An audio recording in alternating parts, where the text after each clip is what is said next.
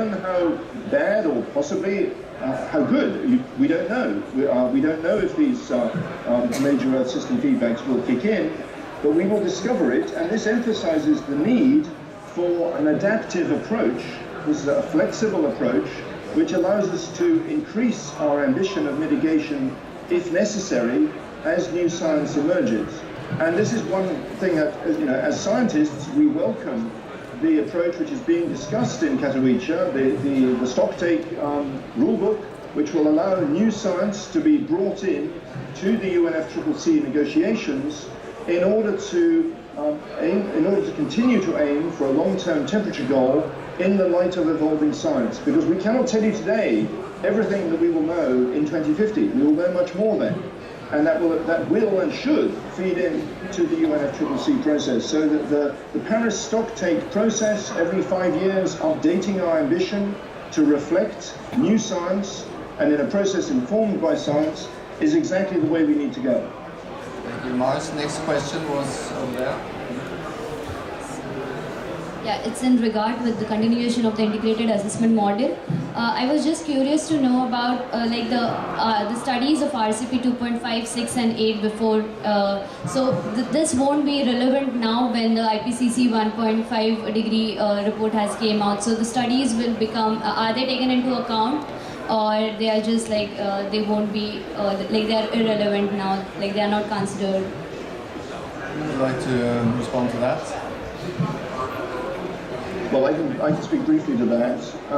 We did make extensive use in the 1.5 degrees report of the information provided by COP25, because those are the coupled model integrations which we have available at the moment. Now, obviously, when CMIP 6 becomes available, which will be sometime next year, then that will provide us with much more new information. But for the 1.5 report, we were actually making quite extensive use of the RCP-based scenarios. And so, for understanding the physical climate response, they remain completely irrelevant because it's the same climate system, it's just a change of scenario. But they will be updated, of course, in the IPCC 6th assessment. Yes, I would like to ask Valerie to add a few words to that about scenario work in the coming full report from the 3 working groups. Valerie. Yes, so the work is starting for the main working group reports, using more coordination for the use of the shared socioeconomic pathways across the 3 working groups, so that we have a more coordinated approach in terms of emission pathways, climate responses, and assessment of exposure and vulnerability to infer changing risks. So that's really something at the heart of the coordination across the working groups, but not restricted to the 1.5 2 degree world, but using the full range of scenarios. And in the end, it will be brought together in the synthesis report that will come out in 2022. There was a question. No, it was you. Yeah. Okay. Sebastian Richer from FSOC again. I've got a question. We are trying to work on the scenarios where we include as many as possible SDGs. But how can you help us to address 17 SDGs at once? This is almost impossible. Yeah, who would like to respond to that challenging question about the broad approach? Miles or Mike? Are you trying to pass the tricky questions to me? No, Mikiko has the microphone. I'll leave that one to Mikiko.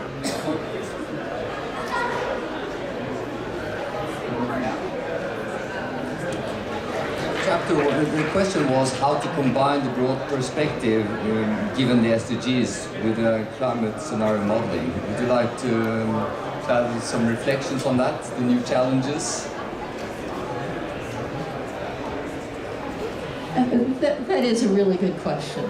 And the report is very clear. There's lots of synergies between achieving 1.5 and achieving the SDGs. And it's also very clear that a lot of research needs to be done, that we don't really understand the trade-offs. There's a few papers that came out that were assessed in the report, one from Tomoko Hasegawa looking at RCP 2.6 and showing that to achieve RCP 2.6, that there's so much biofuels, you take away land for agriculture, the result is food prices go up and food insecurity goes up in RCP 2.6. So a very clear trade-off that will need to be managed at the level of governments and at the international level. And that work is just starting. And that's critical that we understand better these synergies and these trade-offs so that decisions will be as well informed as possible. Actually, I had on my list what kind of signals does the chapter give to the science community, and that was one of the answers I would expect to have. So, next question. Yeah, you. As for the SDGs, synergies and trade-offs, and now we have different kind of the models. The time frame 2100 or more, or we focus on 2050 or 2030. We also have the model snapshot called snapshot model.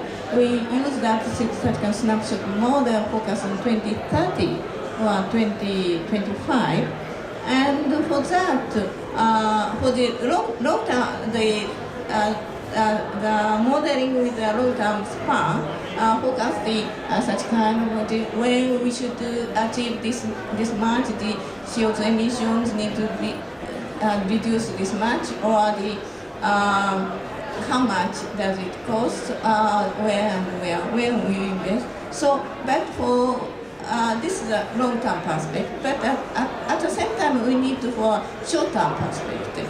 What we should do now. So in many cities, for example in Japan, many cities are using the as indicator SDG and their city planning. So the next to 30, by 2030, next 10 years, they have a city plan. So this is the actual implementation stage, and we need to go hand in hand with this long-term perspective and short-term city planning. So this, in this sense, the SDGs, it has a very important. Valerie would like to add something, and then we have only 3 minutes left, and then I will ask 2 questions to the speakers. Just one thing, the framing of Chapter 1 was really important in using SDGs as a way to assess the intersections with sustainable development.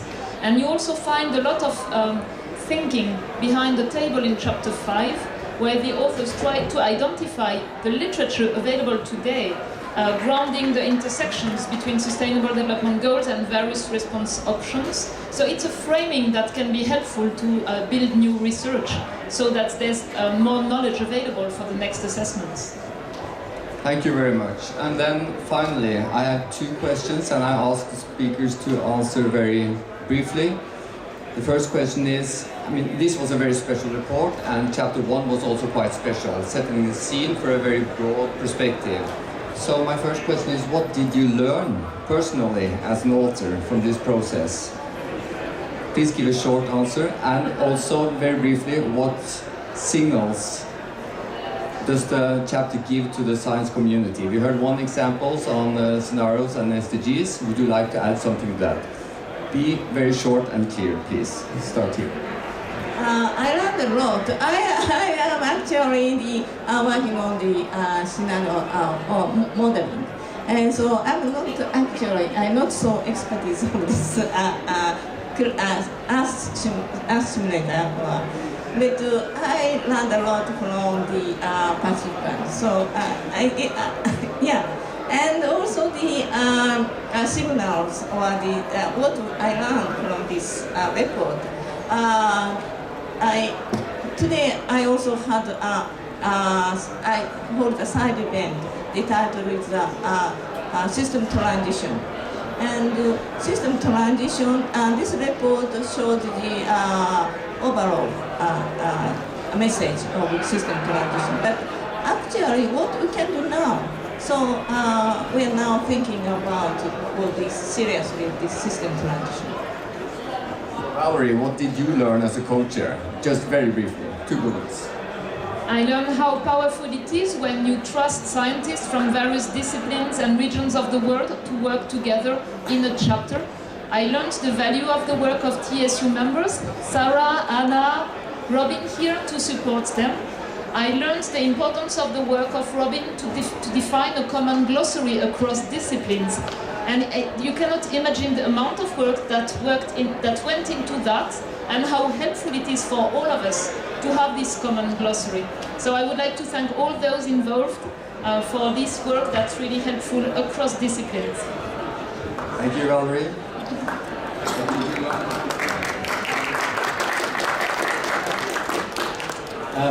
For me, I think being involved in Chapter 1, it brought home the ambition of a 1.5 degree goal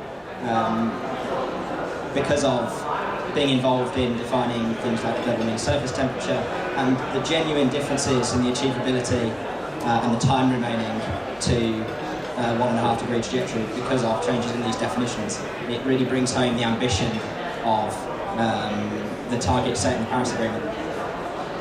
Thank you. Robin, would you like to add something, or? Yeah.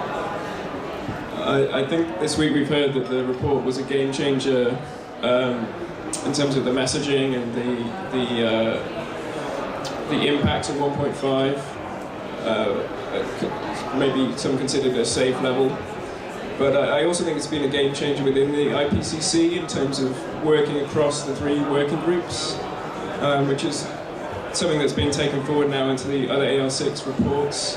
We've had incredible collaboration across all kinds of domains. I've learned a lot about integrated assessment models. As a working group, one person had no idea about. So I think this is a tremendous advance in the way the IPCC is working together. Thank you. And then Miles, briefly. Sure, I was about to say, Robin's just said it actually, that I learned a lot about how economic models work and so on. That was really important for me. But I also learned about, I hope Mikiko and Valerie won't mind me saying this, I also learned about the enormous advantages of working in a chapter with near-perfect gender balance. And it was actually a really good experience and very good to see how much progress IPCC is making in that area in particular. And it was a really constructive chapter to work on. And I really appreciate all the efforts from all of my co-authors on that.